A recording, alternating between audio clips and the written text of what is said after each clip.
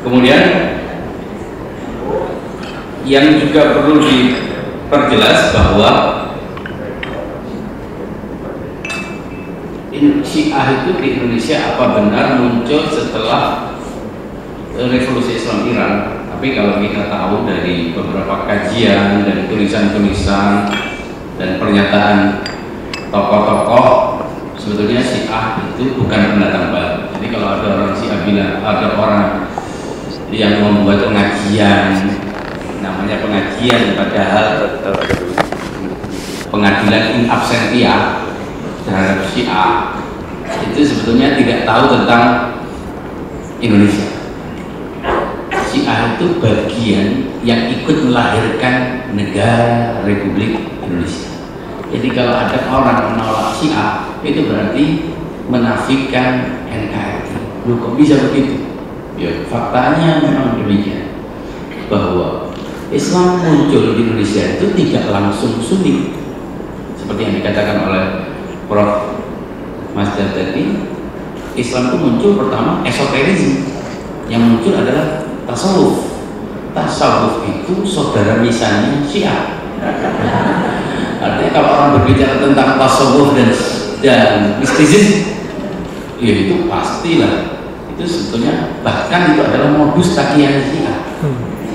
Jadi orang Syiah dulu itu disebut dengan batiniyah. Mungkin Pak Mas juga pernah dengar. Itu sebetulnya adalah kata lain dari modus takian Syiah adalah tasawuf. Mana ada orang yang benar-benar berteologi Sunni menganut wahdatul wujud, 20 sifat yang ada dalam teologi Sunni. Ya jelas-jelas bahwa wahdatul wujud itu kalau diterima berarti memang tidak benar-benar Sunni yang masuk di Indonesia, karena ada manunggaling kaulo Gusti, ada esoterisme, ada batiniyah yang kalau ditelusuri secara historis itu muaranya bukan ke Arab tapi ke Gujarat dan Persia yang notabene bermadhab Syiah atau memiliki background esoterisme, baik itu terpengaruh oleh sinkretisme Hinduisme maupun Zoroaster. Karena itu Islam diterima di Indonesia saat itu yang memang mayoritas penduduknya beragama Hindu, karena ada kesamaan esoteriknya.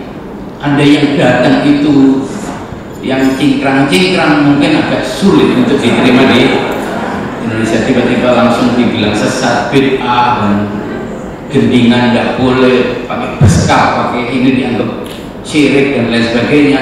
Itu mungkin tidak akan harmonis di Indonesia, ya paling diusir atau direlokasi seperti pengungsi Syiah di Sampang. Jadi itu fakta sejarah bahwa yang membuat Islam diterima di Indonesia itu adalah esoterisme yang notabene adalah modus lain dari Syiah. Kalau kita belajar itu ada buku-buku banyak yang menjelaskan betapa peran Syiah dalam pembentukan tasawuf itu sangat besar, terutama tasawuf falsafi. Baru belakangan ini sebetulnya terjadi pemilahan, ada yang disebut dengan tasawuf falsafi, ada yang dengan tasawuf sunni. Jadi tasawuf minus filsafat. Kalau dulu tasawuf ya pasti tasawuf itu ya pasti filosofis, pasti mengacunya kepada wahdatul wujud, hulul dan ittihad. Baru kemudian muncul upaya untuk tidak lagi melahirkan tasawuf yang memiliki basis filosofis, karena itu berpotensi untuk melahirkan resistensi terhadap penguasa dan status quo. Baru setelah itu tasawuf mengalami sunnisasi yang disebut dengan tasawuf sunni. Jadi Islam pertama yang muncul dari Gujarat, dari Persia maupun dari India yaitu. Kemudian baru karena memang tidak berniat melakukan syiaisasi, mereka berdagang dan akhirnya hanya tersisa adalah jejak-jejak sejarahnya, kulturnya, budaya-budaya dan beberapa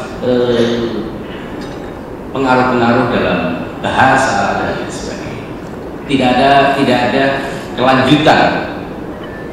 kemudian baru Islam setelah itu muncul dari Arab.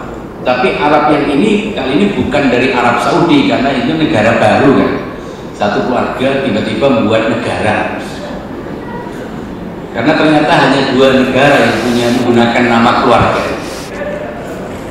yaitu pertama di Saudi, yang kedua di dekatnya Yordania yang namanya Israel. Ya, jadi hanya 2 negara. Jadi kumpulan saudara misan tiba-tiba membuat satu negara. Ya ini menjadi properti dia. Masjidil Haram, Masjid Nabawi itu milik mereka. Jadi mereka yang berhak untuk melarang orang, memisahkan orang.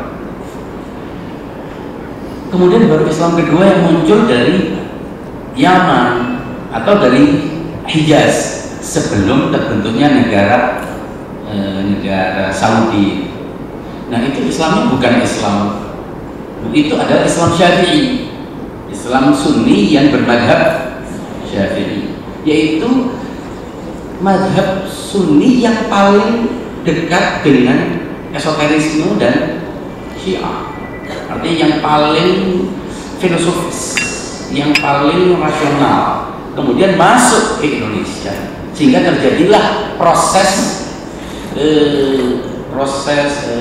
pembentukan fusi antara esoterisme Syiah dengan Sunni Syafi'i. Makanya terbentuklah sebuah Islam yang jenis lain, yang memang khas Indonesia, dan itu direpresentasi oleh Nahdlatul Ulama. Maka itu adalah esoteriknya jelas bukan Sunni.